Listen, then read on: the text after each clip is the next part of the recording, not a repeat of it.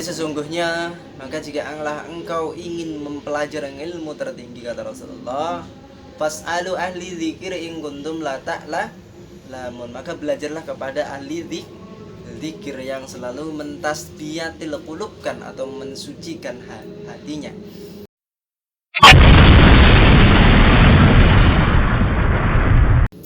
Bismillahirrahmanirrahim. Assalamualaikum warahmatullahi wabarakatuh. Alhamdulillah, kita dipertemukan oleh Allah, dan mudah-mudahan dalam kesehatan, keselamatan, dan kebahagiaan. Bantu like, subscribe, dan komen. Maka di kesempatan hari ini saya ingin menyampaikan sesuatu yang orang tidak asing mengenalnya, yaitu adalah sebuah tasbih. Nah, sesungguhnya di zamannya Rasulullah tidak ada tasbih, baru di zamannya sahabat baru ada tasbih, tapi juga diperbolehkan. Tasbih itu sebenarnya tidak seperti ini. Dulu adalah karena menghitungnya adalah pakai tali yang disebut tali bukul, tapi bukan tali bulu untuk nyantet atau bukan, tapi hanya untuk sebagai perhitungan, dan itu juga diperbolehkan oleh Rasulullah, tapi bukan Rasulullah, yaitu sahabatnya. Kemudian bertanya kepada Rasulullah, dan oleh Rasulullah diperbolehkan. Maka berkembangnya zaman, maka dibuatlah tasbih dari pohon kaukah, atau bisa dari pohon lainnya atau apapun itu juga boleh. Dan ini jumlahnya adalah 99 adalah 100. Maka tasbih ini adalah disebutnya ambil dari bahasa tasbiyah, di mensucikan atau membersihkan. Maka tasbihatil qulub, yaitu membersihkan hati. Bukan berapa banyak kalinya kita zikir, atau seberapa banyaknya kita membersihkan diri kita, hati kita, akal kita, perasaan kita, dan pikiran kita.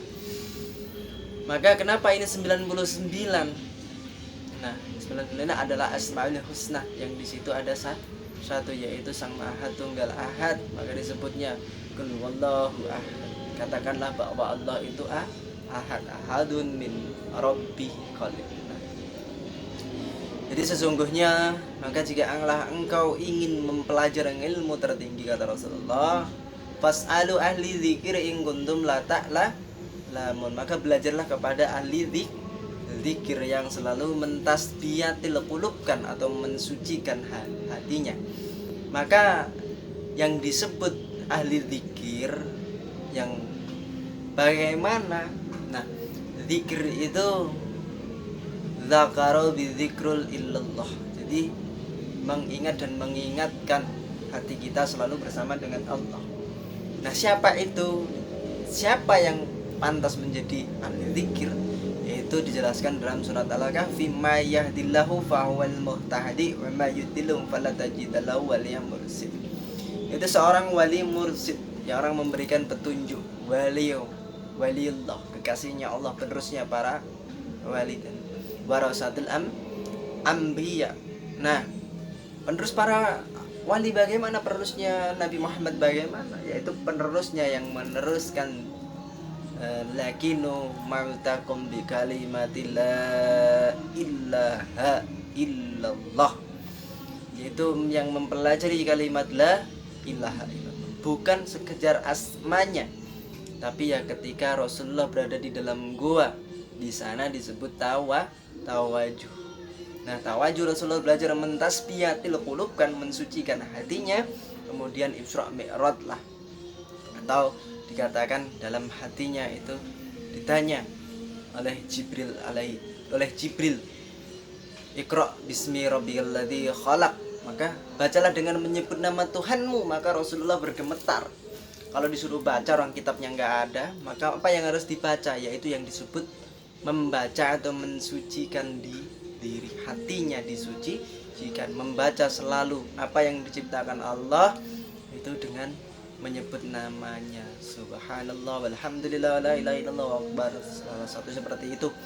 Atau orang-orang tarekah, la ilaha illallah, seperti itu. Maka di sini zikir La khaufin wala bisautin, barang siapa yang berzikir maka dia akan mengenal bahwa Allah itu lebih dekat daripada urat nadinya dan sangat dekat, lebih dekat lagi, tidak, sehingga tidak ada pelantara antara kita dengan Allah.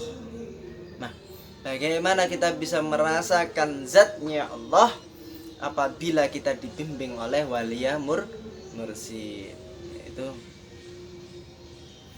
Nah, di dalam surat Al-Fatihah dijelaskan, Bismillahirrahmanirrahim, Alhamdulillahirabbil alamin, arrahmanirrahim, maliki yaumiddin, iyyaka na'budu wa iyyaka nasta'in, ihdinas siratal mustaqim, siratal ladzina an'amta 'alaihim ghairil maghdubi 'alaihim waladdallin.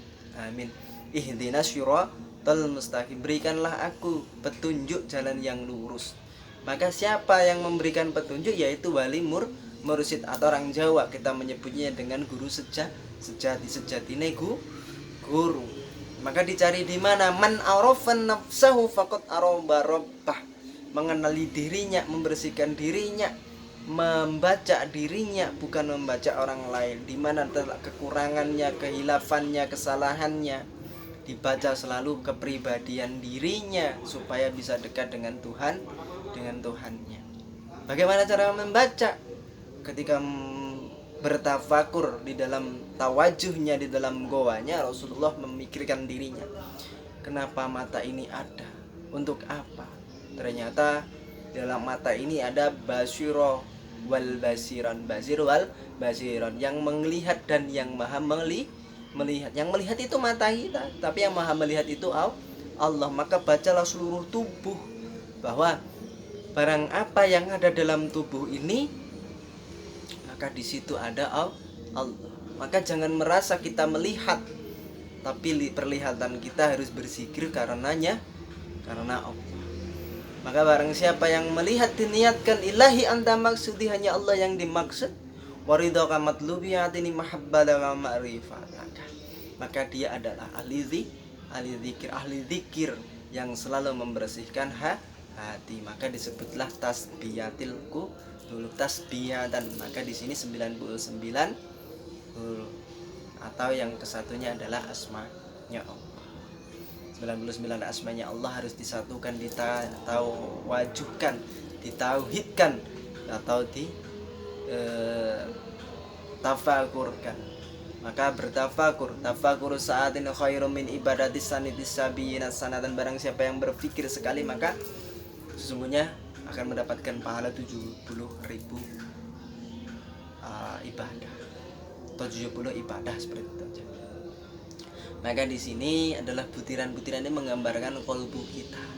Di dalam hati kita, di dalam perasaan kita, dalam akal kita masih terselip dosa-dosa, keinginan-keinginan yang buruk, prasangka yang buruk, suudzon, iri, dengki, iran, panas, tren. Dan kita tidak pernah mensyukuri nikmatnya mata, nikmat telinga, nikmat mulut, nikmat hayat wal hayatan. Karena dibalik ini semua adalah kalimat-kalimat kesucian ya Allah yang harus selalu kita dawamkan, yang harus kita selalu syukuri. Maka nikmat manakah yang kurang, nikmat manakah yang enggak ada? Semua ini adalah nikmat yang harus selalu disyukuri. Maka selalu bertasbih. Orang yang zikir sejati atau tasbih adalah sejati, yaitu yang selalu meletakkan hatinya, akalnya, perasaan, pikiran, dan jiwanya untuk mensucikan diri, selalu membasuh dirinya, memutar dirinya. Ya muqallibal qulub sabit qalbi ala dinik. Jangan sampai kita berbolak-balik keyakinan kita kepada Allah. Tetap yakin hati kita, pasrahkan diri kita hanya kepada Allah. Karena ingat Allah lebih dekat daripada urat tidak ada perantara di antaranya. Maka barang siapa yang selalu mensucikan hatinya, akal, perasaan, pikirannya, dia yang selalu dekat dengan Allah. Dia yang sejatinya membawa tasbih. Jadi tasbih tidak harus bawa kemana-mana. Biar dikira ahli zikir, bukan gitu ahli zikir. Tasbihnya harus gede. Bukan. Tapi apa? Hati kita, perasaan kita tidak ada buruk sangka. Hayat wala hayatan, keluar dan masuknya nafas itu syukur kepada Allah. terus kalam wal mutakaliman yang kita bisa mengucap, tapi ada yang maha mengucap. Kalau tidak ada la haula wala quwata, kita tidak bisa mengucap. Maka ketika mulut itu mengeluarkan ucapan yang baik, perilaku yang baik, tutur kata yang baik, jangan pernah menzalimi orang lain, jangan pernah menyakiti dengan ucapan kita, maka di situ ada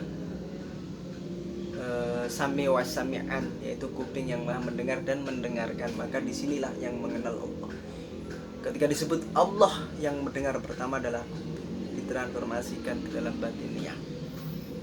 Maka disinilah jati diri kita. Carilah jati diri kita.